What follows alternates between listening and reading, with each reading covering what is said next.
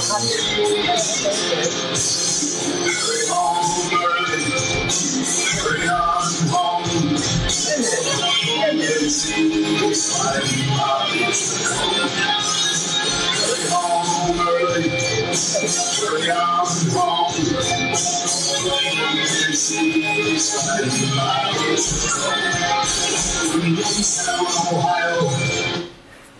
hello. Look, I can't do. No, Joe, that's brilliant, brilliant, Joe. That's brilliant the way you play that music. Man, I forget the accents. I can't do it. But welcome to another round of the Boom Boom Room. I'm your host, Ray Mancini. Yes, as most of you know, I just got back from the UK. I was in Birmingham with my man Scott Murray, and for two occasions, a dinner that he has his annual dinner where this year he brought me in again. Last year, 2 years in a row. Scott, 3 of the last 4. I don't know. Is that good for your business or not? Because usually you told me that people don't like to see the same faces. But he brought me in. And then Sunday was the British Hall of Fame. And they inducted a man that I admire. I'm becoming a good friend of mine. But I was a fan of his. And very proud and happy to hear that he enjoyed my work also. Barry McGuigan, and the Clone Cyclone. From Clones, that's the area, I believe, Scott, right? So hit me up. Clones is the area in Ireland he's from, which is part of Belfast. I can't even say Belfast, but it's Belfast. That's where Barry's from. It's from Clones, and they call him the Clone Cyclone. But and he got inducted in the Hall of Fame, and just. Here's an interesting note for people who didn't know, because then we're going to get to the fight stuff. Believe me, we're talking about Canelo and Triple G. That's coming up in 2 seconds. But what I did want to say, how many people, I did not know that, but Barry McGuigan's real name is Finbar. Finbar Patrick. He told us that. Finbar Patrick McGuigan. Can't get any more Irish than that. So my man Barry. So anyhow, okay, let's talk about Canelo, Triple G. Bad decision. Good fight. Terrific fight, in fact. Terrible decision. I just thought, look, here we go. We need to have a third one. There's no dispute. We need to have a third one, and they got to do it quick. I know everyone says that. Everyone says, yes, it needs to be a third one. But I don't think that Golden Boy is going to do around and get to make this fast. I don't think that they're going to. They're not. I don't think that they're that hot to get this fight going as fast as we want to see it. 24 rounds. I don't think there's been any separation. I thought this fight though was definitive. I thought Triple G won the first one, as most people did. I think he beat him. I thought it was more definitive, though it was close. Look. I thought I had it 115, 113, Triple G. I think Triple G won the first 4 rounds. All the middle rounds, the next 5 rounds went to Canelo. And I think the last 3 rounds, Triple G won. But for me, the most definitive round was the 12th round. He rocked Canelo with a couple uppercuts. To me, he boxed beautifully. He was moving his hands. That, to me, is the most definitive round for him. And yet, 2 of the 3 judges gave it to, or one of the 3 judges gave it to Canelo, which, if they would have given it to Triple G, would have made this fight another draw. And I got to tell you, we wouldn't have been happy, we wouldn't have been pleased, we wouldn't have been satisfied. But I would have understood, and I could have dealt with that. But to give Canelo the win, that's hard to digest. He didn't outright win. What did he do better than the Triple G? He came forward. He got admired at. He said he wasn't going to back up, and he did. But along that, he didn't know. One time he was coming forward. Not one time did he have Triple G's back on the ropes. See, that's important. When you come forward, we talk about effective aggression. A guy who's effectively aggressive is pushing the guy to the ropes, putting it where the other guy got his back on the ropes. Triple G didn't have his back on the ropes at all. He was moving around the way he wanted. He was dictating the pace of that fight. Ring generalship. He was the ring general that night. That ramrod jab all night, all day, every day. It was working. I don't understand what these judges are looking for. I don't understand what they thought they saw, what they were looking for that they didn't see. But it was a good fight. I want to say a great fight, a very good fight. Great fight was the night before, which we'll get into in a minute.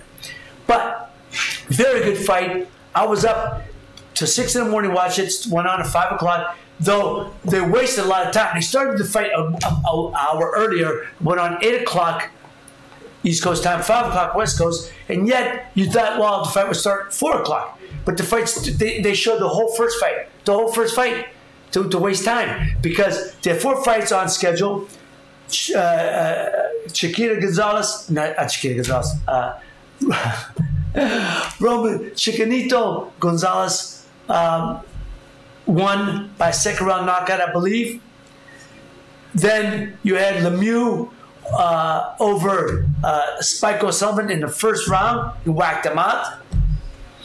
And then you had Jaime Mangue, whatever he's called, who beat his opponent, stopped his opponent in about 5 rounds.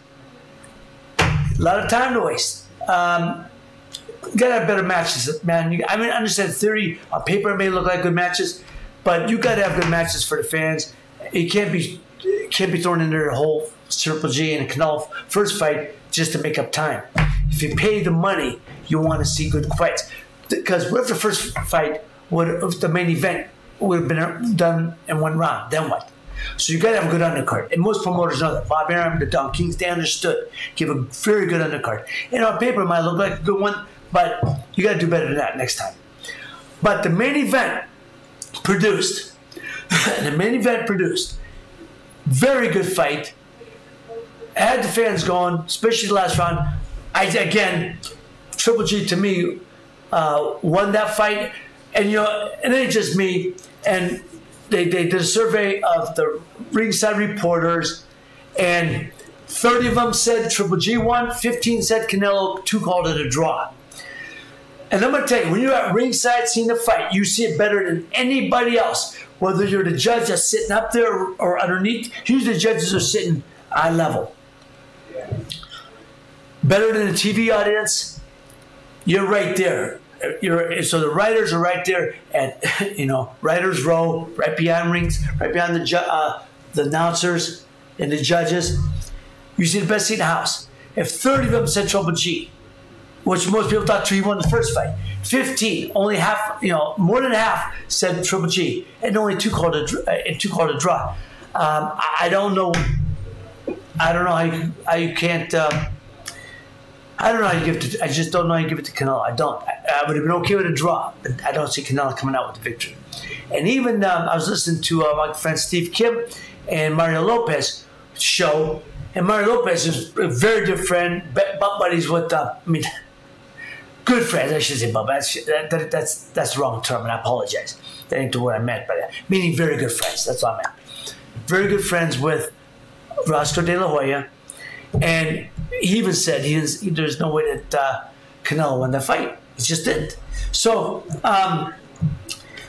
let's just break it down a little bit. Well, I like, first of all, Teddy Atlas, who I don't listen to anything Teddy Atlas says, but there's one thing he said that I do agree with. He said, he was out of his mind talking about the fight. You can't even understand him. He's blustery and stuff. But the one thing he did say, follow the money. Canelo means more money to the pay-per-view. We know that. That's given. Follow the money. Okay, so if that's the case, Triple G and Canelo for a third one. We got to see it again. Everybody wants to see it.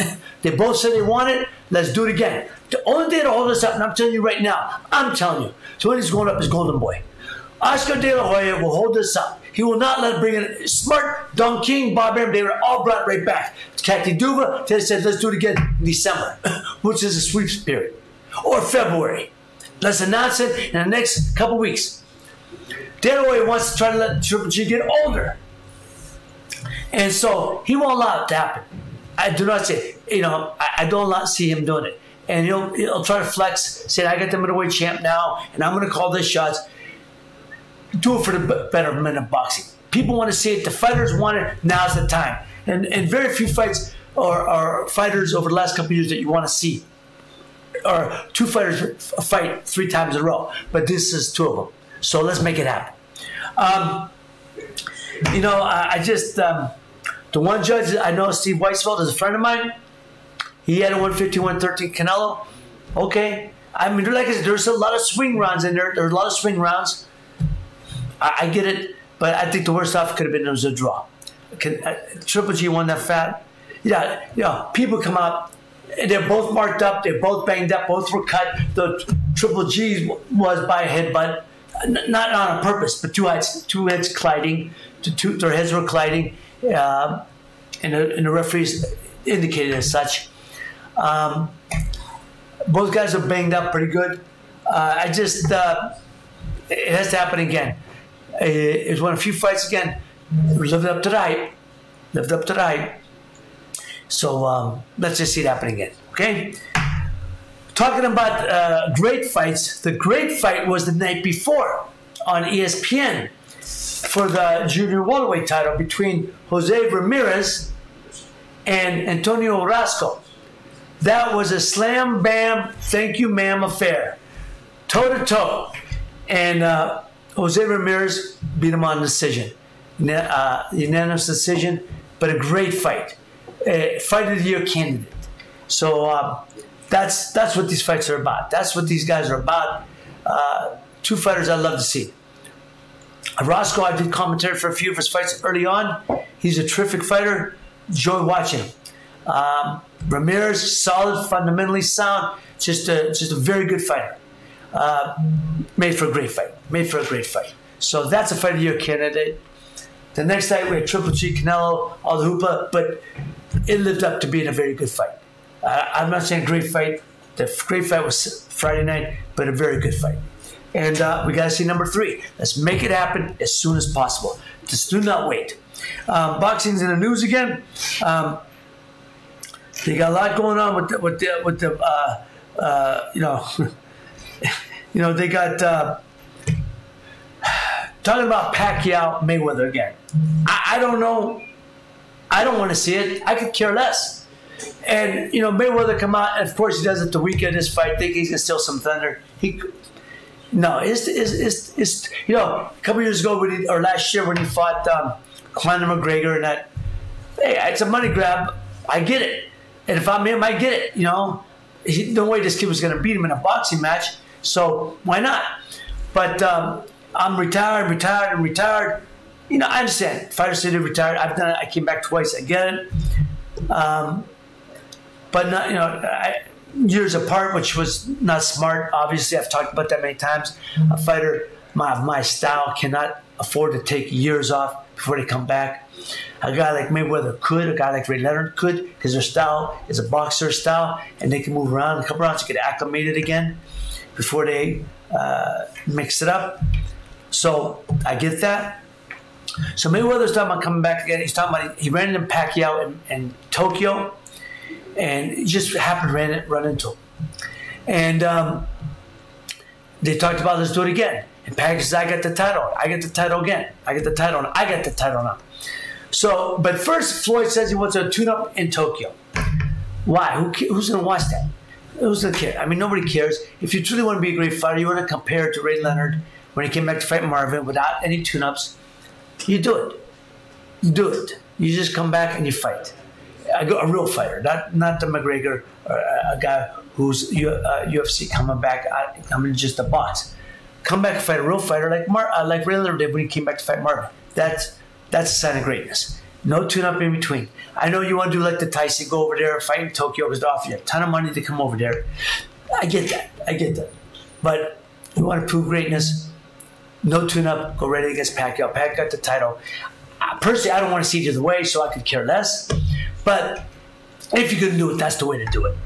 I don't know if anybody would pay to see it. I heard the reporters talking about it. Nobody's clamoring for it. Nobody cares. I don't know if anybody who cares to see Mayweather and Pacquiao too. Nobody.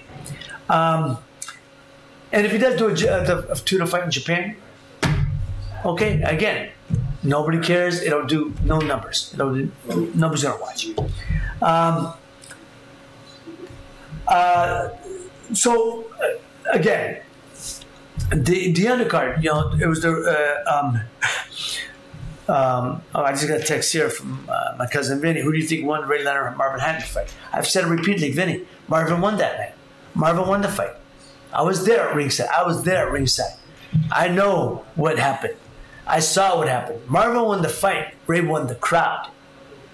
And again, going back to what Teddy Atlas said, and again, I don't understand too many things he says, but this makes sense. Follow the money. Ray Leonard meant more to Las Vegas than Marvin did.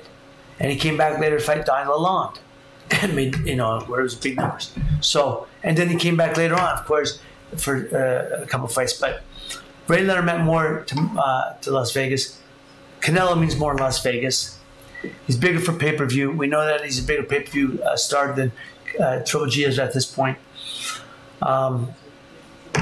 So, yeah. But it's not good, man. Unless you come back and make it a third fight trilogy, it makes no sense for that to be the winning hand, for him to come out the winner. It really doesn't. So I really like to, like I said, they better make that triple header, the trilogy, the third fight of that, real soon. That's what's going to get people excited to get. Also, I'll talk about boxing news. David Benavidez. Now, if you remember, I talked about David Benavidez before. He's the guy who signed a contract with Top Rank, accepted a $250,000 signing bonus, though he already had a contract with Samson Lukowicz.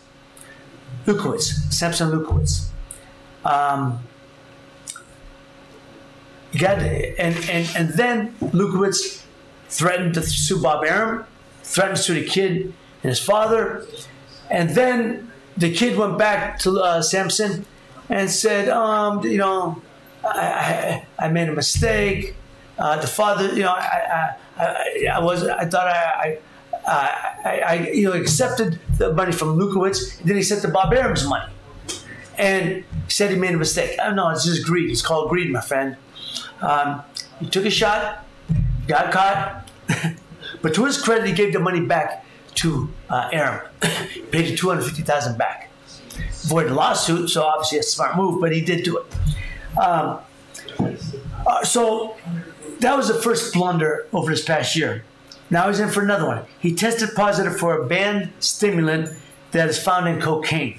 Not saying he did cocaine. That's not what we're saying. Whatever he did, the stimulant, part of the breakup, make down of what is in cocaine was found in his system. So whatever the banned stimulant is, I don't know which one it is, but they just said it's the same. It's a banned stimulant that is found in cocaine. Not to say he did cocaine or anything, but whatever he did, it is a stimulant that is outlawed in the state of in all states for boxing. It's a banned stimulant. It's a banned stimulant in boxing. He apologized, saying it's a second big mistake this year, and that he'll come back to prove to fans. Hopes the fans stay behind him, and he'll come back to prove them wrong. That by staying behind him, he will prove them right. By sticking by him, prove all the naysayers wrong. By coming back to be as successful, more successful. I wish him well, but I don't know. So. Look, if anybody has anything, comments about Canelo or Triple G, text into the show. Text to that number. I got my phone. I can see any texts. Can't answer the phone, though I've done that in the past. But anyhow, my friend Leo Conley, thank you, Leo. I appreciate you making for nice comments. Thank you. You have a good day too, Johnny Pep. Appreciate you. Appreciate you listening. I know my friend Scott and Father Carmine over in Birmingham. Listen, Father Carmine, we were at Father Carmine's joint, Bello, in Birmingham. It's just a restaurant named Bello, which at the time means beautiful. And the food was bellissimo. Bellissimo. Oh, buonissimo. It was beautiful and delicioso. So, yeah, It was great. It was great. We had dinner there on Friday night at Bello in Birmingham. And Carmine, you do it right, my brother. You do it up right. So anyhow, thank you, Scott Kente, for a wonderful time, especially taking me to see Dublino on Monday. It was wonderful. We were there for one day. We did everything we could do in one day. We did talk show, radio show, sat with the press, and then went out on Fleet Street in Dublin. Stayed at the Temple Bar Inn, which is across from the Temple Bar. Two big, everyone knows the very famous places in Dublin, I guess. The Temple Bar, and then we stayed at the Temple Bar Inn right across the street. Place was slammed. Every place we went on a Monday night was slammed. Music, great Irish music playing. I can't think enough. It was a wonderful time. And Scott, I drank myself a Guinness. Man, that Guinness is right on. And I'm talking, I had a couple Irish coffees. I'm telling you, man, Irish coffee over there. I had coffee and Bailey's and coffee. The best I've ever tasted. The Bailey's and coffee over there, spectacular. Had a couple, like I said, and also had a couple Irish coffees, which is with the whiskey. Either way, it was spectacular. So you people know how to do it right over there in the UK. Though Dublin is not part of the UK, I got it. It's just Ireland. I got it. So the rest of the UK, you do it right. In Ireland, you do it right too. In Dublin, Dublino, it was wonderful. So anyhow, so then on Sunday night, this past Sunday, we had the British Boxing Hall of Fame at Scott's Joint, and it was great. For 2 nights in a row, I was with a man who I love, I've grown to love and become good friends with, the Tartan legend, Kenny Buchanan. For me, the UK's greatest fighter. Who lost the title to Roberto Duran back in 1972. But look at the fights he won. Look at the guys he beat. He beat Ismael Laguna for the title, one terrific champion. Look at the guys he's fought and beat. For me, the best that came out of there. Along with Joe Calzaghe, but Joe Calzaghe came out in 12-round era. No knock on Joe. Joe's a terrific fighter, great fighter. Look at the guys he beat. But him and Kenny, but Kenny's from the 15-round era. Talking about Joe Calzaghe, I want to send out my condolences and truly sorry for the passing of your father, Joe Enzo, who was a great boxing personality. Just everyone who's met him talks so. I never got a chance to meet him, but everyone talked so highly about him. Sorry about what a loss it is for UK boxing. What a great trainer and teacher he was.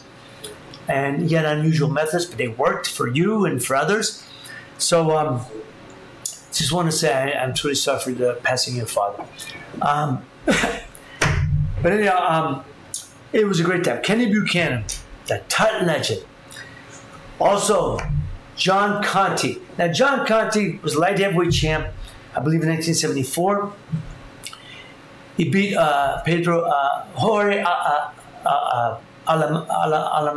Alameda from Argentina, tough guy. Jorge Alameda, I think that's how you say the last name. But John Conti, I remember him. What a beautiful boxer he was. Really, really beautiful boxer. But I always remember what a handsome son of a gun he was. What a handsome son of a gun he still is. Man, in late 60s, early 70s. I'm not sure exactly how old John is, but I would say late 60s. And John, I'm going to tell you, man, when you're that good looking, John, I said this before, when you're that good looking, one of two things. Either you can fight your ass off, or you didn't fight nobody. But we know you fought everybody, so you can fight your ass off, my brother. John, was wonderful to meet you. What a charming, charming man. John Conti is just a lovely man. I mean, had everyone laughing. Great dinner speaker. Great after dinner speaker. I'd love to see if I can get these guys over here for an event. I got to talk to you, Scott, see if I can get them over to the States. All of them. Barry. I don't know if Kenny can travel that far, but John John H. Tracy. Another one there was John H. Tracy. John H. Tracy, what a lovely man. I just met him and his wife, just lovely, lovely people. John H. Tracy beat one of the greatest fighters of all time, and Jose Napoles, Kid Mantequilla from Cuba, who lived out of Mexico. And John H. Tracy went to Mexico and beat him in a bull ring. In a bull ring in Mexico City. How about that? To beat Jose Napoles in Mexico, where he resided for years when he defected from Cuba, you beat him good. And he lost it to another good friend of mine over in England, Carlos Palomino. And John said this day, Carlos and I are very dear friends, and that's the beautiful thing about boxing. You go in there, you do war with each other, one guy wins, the other, but they come out and they're friends, and they stay good friends, and they look forward to seeing each other, and it's a beautiful thing.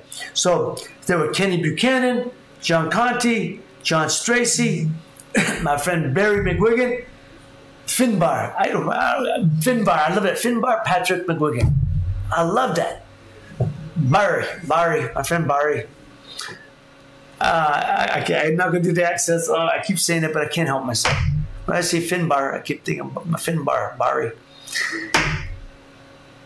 Okay, Barry, I loved you, man. And you got lovely. I went to his gym. I went to Barry's gym on Saturday morning. In the gym, what did I see? Josh Taylor, one of these guys fighting in the junior welterweight World Series of Boxing. They got the top 8 guys. Josh Taylor is one of them, and he's in one part of the bracket.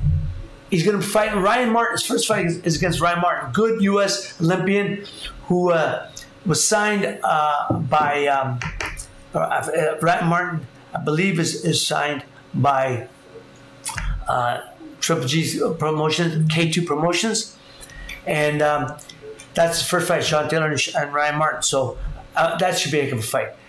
A lot of people are expecting Sean Taylor and my friend Regis Prograis. We've talked about on the air here with this man Sam I Am Kavakaski, who's manager and a good friend of mine who runs Pete Berg's Wild Card West Gym in Santa Monica, California. We've had him on the air. So a lot of people expect those two to meet in the finals. So I can't wait. The first fight's coming up October 3rd. So Josh Taylor, good-looking kid, southpaw, handsome kid from Scotland, who trains at a Barry McGuigan's gym. He's trained by Shane McGuigan, Barry's son, and the promoter is Jake McGuigan, Barry's other son. So it's truly a family business. Barry is the promoter. Jake is the one who actually does the matchmaking, and Shane is the trainer. Just love that. I love that. It's a family-run operation. It's all together, man. It's beautiful. Also met near George Groves, one of the top 100 super middleweights in the world. Who's number 2 or 3 in the world, super middleweight. So George Groves, good-looking fighter, tough guy, man. Fought some big, he's had some tough fights against Carl Froch. Fought Chris Eubank Jr. Just a real tough guy, good fighter, and he, like I said, 2 or 3 in the world at super middleweight.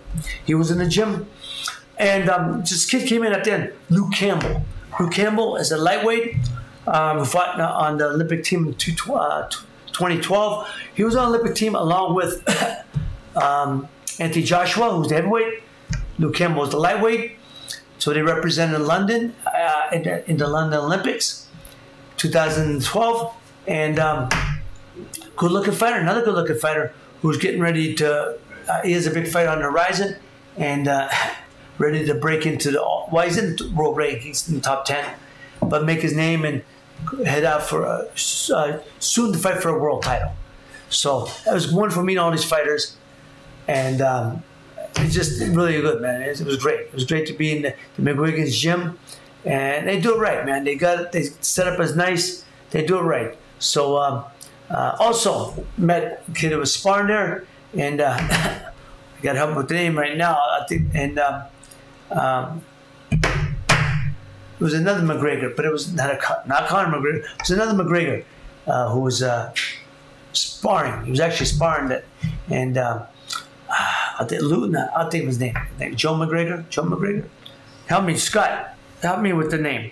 The kid McGregor, who I met, and he was sparring in there.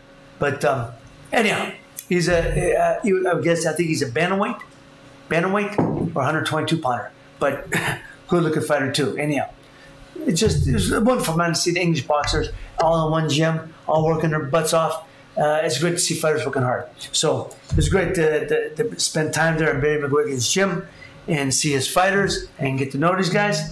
So on that note, I'm going to give you two top 5 lists. But the one is a top 10 and the other is a top 5. So I'm going to give you top 5 trilogies.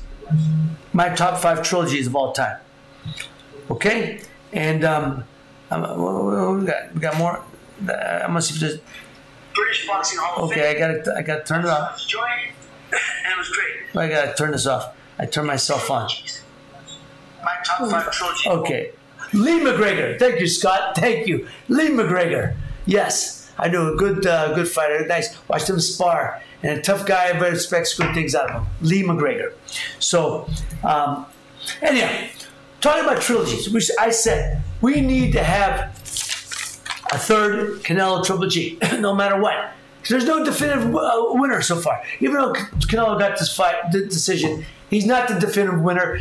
Most people thought Triple G won the first fight. Most people thought he won the second fight. I don't know how that happens. That everyone else sees it, but the judges. The first fight we know Eli Bird does business. Forget that. These two guys are all good judges. And look, I said there's a lot of swing rounds in there. So if there's some swing rounds, 115, 113, I get it. I had 115, 113, 7-5 in rounds, but I certainly thought, like I said, I thought that Triple G won the first 4, certainly the last 3, and certainly the 12th round. I thought was one of the most definitive rounds of the fight. And how one judge gave it to Canelo makes no sense. It really doesn't. So here's my top 10 trilogies of all time. I went through it, thought about it, and then in significance, some of them just, here's how I look at it.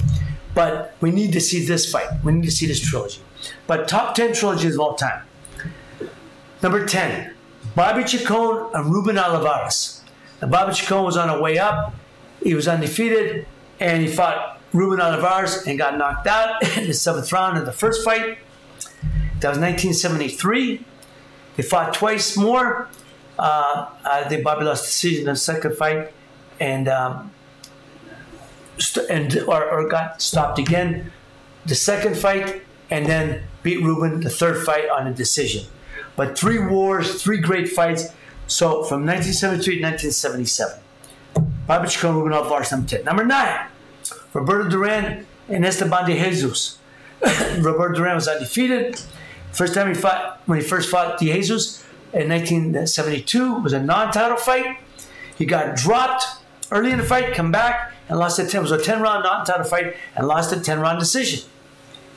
Didn't fight a second time until 75, 76, when de Jesus won a version of the lightweight title, and or challenged him for the title. Challenged him for the title in 76. He got knocked out, I believe, in the 12th round. And then de Jesus won a version of the lightweight championship. He had the WBC version, and they fought for the unification bout in 1978, and Duran knocked him out again in the 12th round. So, Duran de Jesus from 1972 to 1978, number 9. Number 8, Chiquita Gonzalez and Michael Carbajal. Now, a lot of people don't remember. Chiquita Gonzalez was beating everybody. Flyweight, 112 pounds. He moved that from 106 junior flyweight to 112 pounds. And he was knocking everybody out. Chiquita Gonzalez, I used to go see him at the Forum. Everyone loved this guy. $1.06, between $1.06 and $1.12, he used to sell out the joint and was knocking everybody out. Finally fought Michael Carbajal, 112, for they unified their titles. This was in 1993, and Chiquito Gonzalez knocked Michael Carbajal twice in that first fight. Carbajal came back to stop him. They had 2 more fights after that, and all within a year, a little over a year, and Chiquito Gonzalez decision, Michael Carbajal, second and third fight. So they had 3 great fights from 1993 to 1994. Number 7, the great Barney Ross and the great Jimmy McLarnin fought 3 times from 1934 to 1935. 3 great wars, 15-round fights. 15-round fights, all of them. Went the distance, slam, bam. Barney Ross won the first one, Jimmy McLarnin won the second one, Barney Ross came back and won the third one. 3 great fights. 2 of the greatest welterweights of all time. Number 6, the Floyd Patterson, Ingmar Johansson trilogy. This was from 1959 to 1961. And the first fight, Patterson and Johansson, I believe the first fight was when Johansson knocked Floyd Patterson out. Knocked him out. Floyd came back, knocked Johansson out. Second fight and the third fight. I mean, they're all wars. And but the first time Johansson knocked Patterson out, and then he walked by. No, we're live. Don't worry about it. Right. Oh. Good to see you. Nice. Appreciate it. Thank you. Appreciate it. My good friend there, runs Susie's Drafts and Dogs here, downtown Youngstown, Boardman, Canfield area. Boardman, is that Boardman or Canfield? It's right on the borderline. Right on the border. Yeah. So anybody go down to Mission Taco, Susie's Dogs in Canfield, Boardman, Canfield, or Susie's Dogs and Drafts right down here in downtown Youngstown. My man Mark runs the joint. Nobody runs it better. Great joint. Thank you for your time. Thank you. We did a show 2 weeks ago from there. So if you remember watching, we did the show from there. So again, number 6, Floyd Patterson and Ingmar Johansson from Sweden. Fought 3 times from 1959 to 1961. See, they knew to bring it back. They knew you had to bring it back. And Floyd lost the first one and won the next 2. All wars. Number 5, Riddick Bowe and Real Deal Evander Holyfield. 3 fights from 1992 to 1995. Bowe won the first. It was a war. These are vicious fights, all of them. Holyfield came back, won the second one. Bowe came back and won the third. And wars. 3 of the best heavyweight fights I've ever seen. 3 of them of the best heavyweight fights. Truly, truly great fights. Number 4. People would wonder why I have them so low, but you'll understand the significance of it all. Number 4, Arturo Gatti and Mickey Ward. From 2002 to 2003, they fought 3 times. 30 rounds of non-stop action for no title. Just, who was the better man? Mickey Ward won the first one. My man Arturo Gatti came back and won the second and third. And all within a little over a year. And both guys got dropped. Both guys come back. I mean, just vicious. They ruined each other. They really did. But great fights. It gave us all thrill. So number 4, Arturo Gatti, Mickey Ward. So let me go. The countdown. Number 10, Bobby Chacon, Ruben Olivares. Number 9, Roberto Duran, Esteban de Jesus. Number 8, Chiquito Gonzalez, Michael Carbajal. Number 7, Barney Ross, Jimmy McLarnin. Number 6, Floyd Patterson, Ingmar Johansson. Number 5, Bo Holyfield. Number 4, Arturo Gatti, Mickey Ward. Number 3, Tony Zell, Rocky Graziano. 3 wars, but they didn't go that long. These fights didn't go that long. All from 1946 to 1948. The first fight, Tony Zell knocked Rocky Graziano out. I believe in I forgot what round, but he knocked him out. What a great, in a slam bam affair. Second fight, Rocky came back. They fought in Chicago Stadium. Rocky was hurt. Boom, turned around and knocked Tony Zell out. I believe in the 7th round. The second fight, they had the third fight. Boom, I think it was in Yankee Stadium. And what happens? Tony Zell knocked out Rocky Graziano in the 3rd round with one of the most vicious shots I ever saw. One of the most vicious body shots, and then a left hook to the chin. He knocked him dead. So that was a great trilogy. Number 3. Number 2, Now, I would have this number 1 normally, but I'm going to say why it's number 2 in a minute. For me, Marco Antonio Barrera and Erik Morales. From 2002 to 2004, they fought 3 times. These guys were 2 of the greatest Mexican champions ever. 2 guys who legitimately did not like each other, and they fought like it. They fought like they wanted to rip each other's heart out. The first fight, Erik Morales got the decision. The second and third fights, Barrera got the decision. But much like the fights we just saw with, Triple G and Canelo, there's a lot of swing rounds. These fights were very disputed. Who won, who didn't. A lot of people thought that Morales should have got that third fight, or certainly should have been a draw. 3 of the best fights I've ever seen, and all for a title. 12 rounders. And finally, the number 1 trilogy of all time, I think by everybody's standards, is the Muhammad Ali Joe Frazier. 1, the significance of it. The significance. 2 of the 3 were 2 of the greatest fights of all time. 1971, March 8th, 1971. Probably the greatest,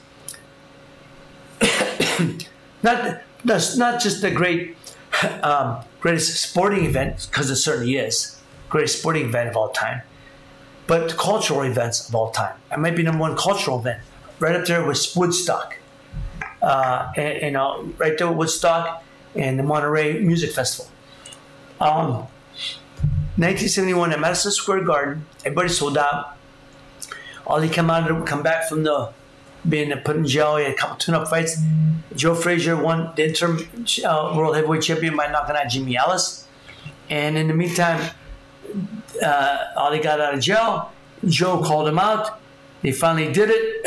And I got to tell you, man, 3 of the greatest fights of all time. And I gotta start this. Greatest sporting event of all time.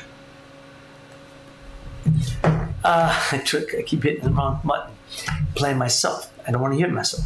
Number 1, people forget that Frank Sinatra was the ringside photographer for Life magazine. Life magazine, he was the ringside photographer. A lot of people forget that Burt Lancaster did the commentary with I'll think of his name in a minute, who's a great announcer from Madison Square Garden forever, Don Dunphy, on radio. So Burt Lancaster did the commentary on radio with Don Dunphy. Frank Sinatra was doing the pictures so he could sit ringside. And everybody, all the glitterati, from movie stars to musicians, rock stars to pimps.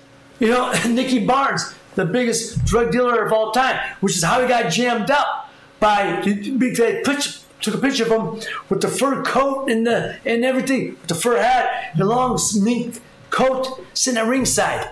They put that in the front of a New York magazine, and the cops said, "Look, investors say, how does this guy make his money to wear something like that?" They knew he was, one of the biggest drug dealers of all time, but he was also a pimp. So Nicky Barnes was there. So you had everyone from drug dealers and pimps to movie stars, rock stars, just entertainment legends. Everybody wanted to be there at that fight. To me, the grid, again, along with the Monterey Film Festival, Monterey Music Festival, and Woodstock, this fight was probably the greatest cultural event of all time. This is why, number 1, this is the greatest trilogy. Number 2, it wasn't for a title, it was just a 10-round fight. And I got to be honest with you, it wasn't a great fight. First fight, Joe won. Joe knocked him down. This is what made the significance of this fight. Joe knocked him down in the 15th round to put an exclamation point. All he got up, his jaw was not broke, I'm sorry, his jaw was swollen. His jaws were swollen. Joe was all busted up. Both of them went to the hospital that night. And all his jaw was not broken, it was just all swollen up. Both of them went to the hospital that night. Both went to emergency. But both kept overnight for observation. But most people said that Joe Frazier suffered more of the damage. Even though he won, people said he lost, in the sense that it took its toll on his career, shortened his career. extensively. Ali was never the same after that. Don't get it wrong. Joe busted him up pretty good. Body shots, and his face was all swollen, but Joe busted him up pretty good. But again, one of the most vicious fights, and to me, one of the most biggest cultural event of all time, that fight. And 15-round, Madison Square Garden, the true place of, the boxing center of the world, Madison Square Garden, that fight. They came back for a second fight. Like I said, it wasn't a great fight. Ali won a 10-round decision. But it set up a third fight. In 1975, Ali had beaten George Foreman for the title in the Rumble in the Jungle, and in Zaire, Africa. Ali beat George Foreman. Now George Foreman had beaten Joe Frazier for the title. Joe Frazier came back, got beat again for it. Foreman knocked him out again. Style, it's a bad style. George Foreman was just a bad style for Joe Frazier. And so Ali went and beat George Foreman to Rumble in the Jungle, and everyone thought Foreman was going to just knock him out. A lot of people were afraid for Ali's health, his life, thinking he just could get seriously hurt, and the rope-a-dope, and nobody ever heard such a term, the rope-a-dope. Ali lay on the ropes, let George bang his arms, and so he got fatigued, and Ali came back. Ali was never known as a big puncher, just fast punches. He had a lot of fast punches, but Joe was so weary, staggered all over until he went down and knocked out. But that led to the Thrilla in Manila, 1975, with the third fight between Ali and Joe Frazier for Ali had the title down.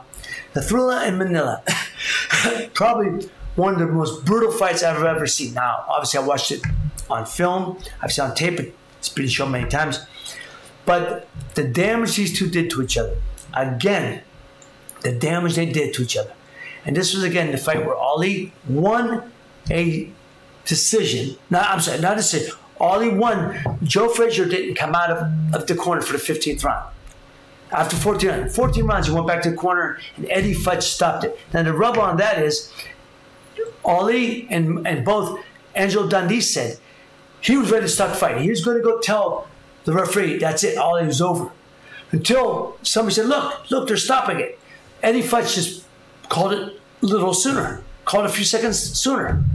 If Eddie Futch lets Joe Frazier come out for that 15th round, Angelo Dundee was going to stop it.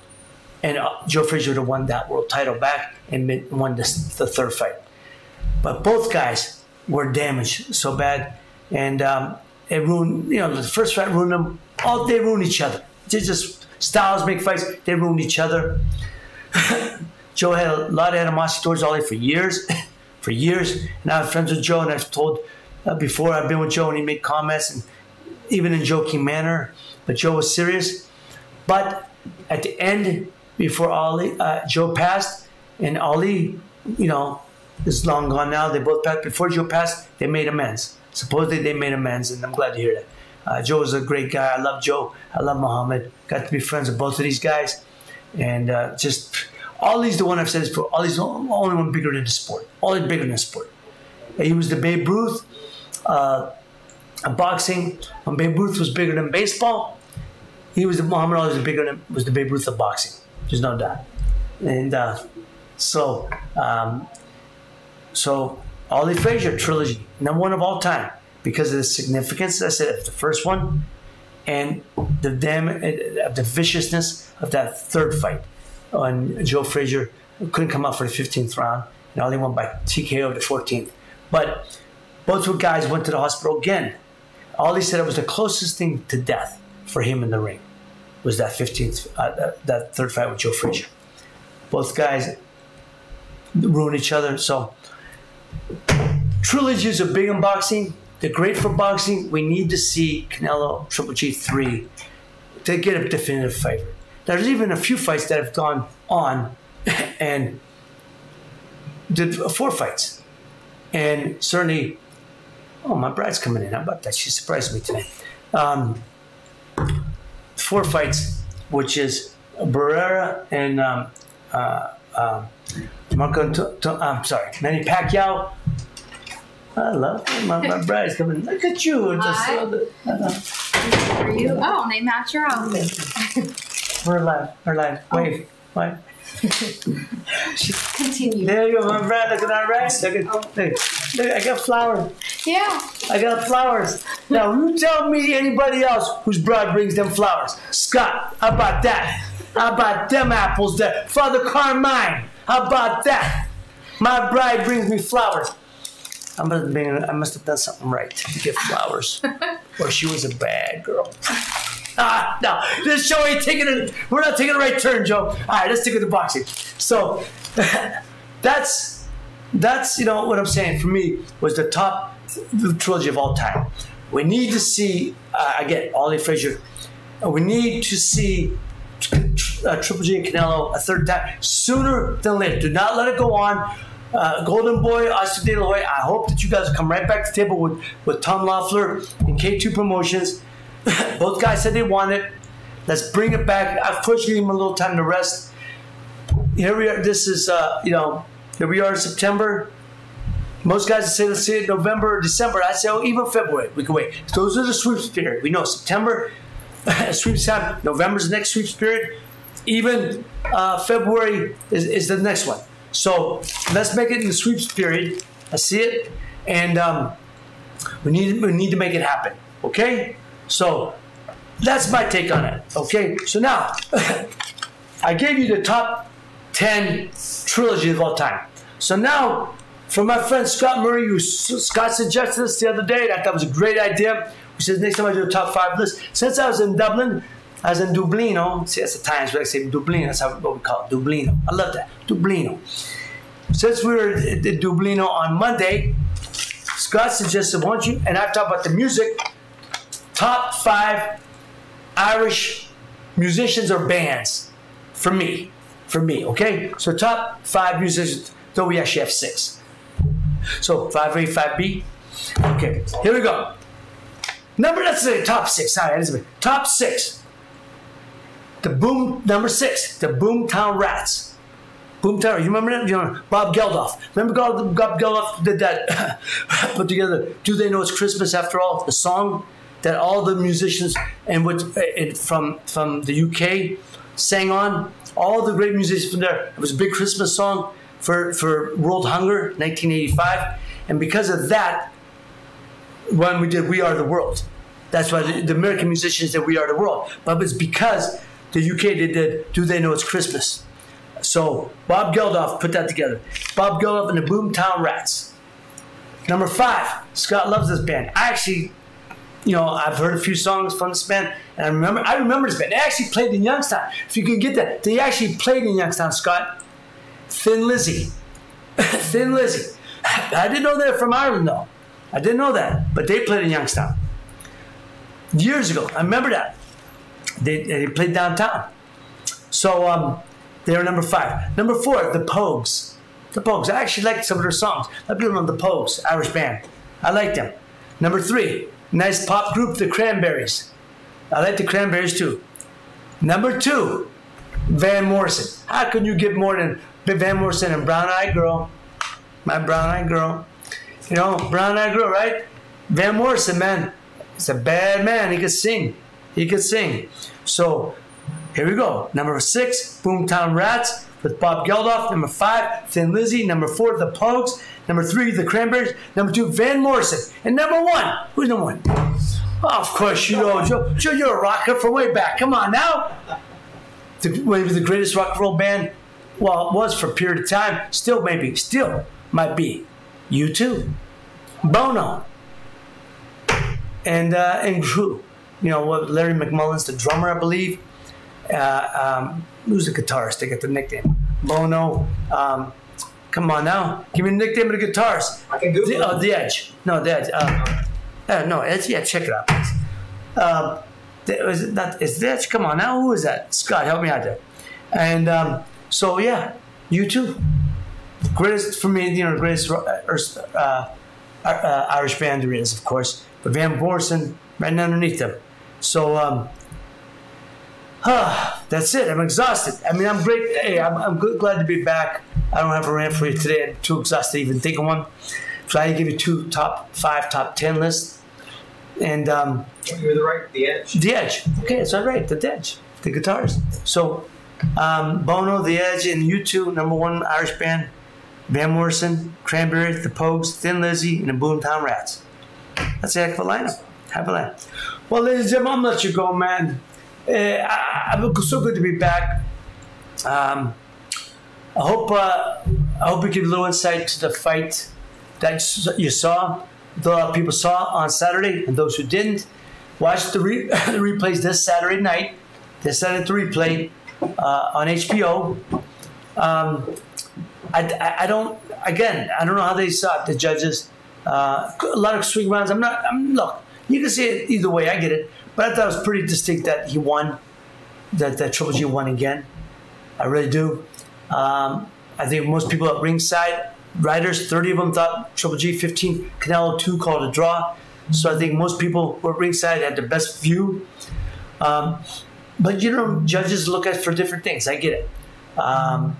I think one thing that's come out, I think the one thing for me, the most telling thing of the whole night, I think Triple G's gotten old. He grew old in that fight. He did.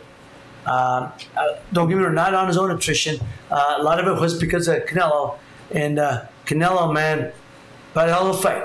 Terrific fighter, man. He's a terrific fighter. My son loves Canelo. He says I don't give him enough credit. I always said I'm a fan of Canelo. I always said I liked him. Terrific fighter, terrific fight. I'd love to see a third one. Let's make it happen. So until then, ladies and gentlemen, I hope you enjoyed yourself. I hope you're back next Tuesday. I'll be back live next Tuesday. I'll be live until further, reported. But until then, thank you for joining us. Hope you'll join us again next Tuesday for another round of the Boom Boom Room. Until then, take care of each other, love each other. God bless. Good night.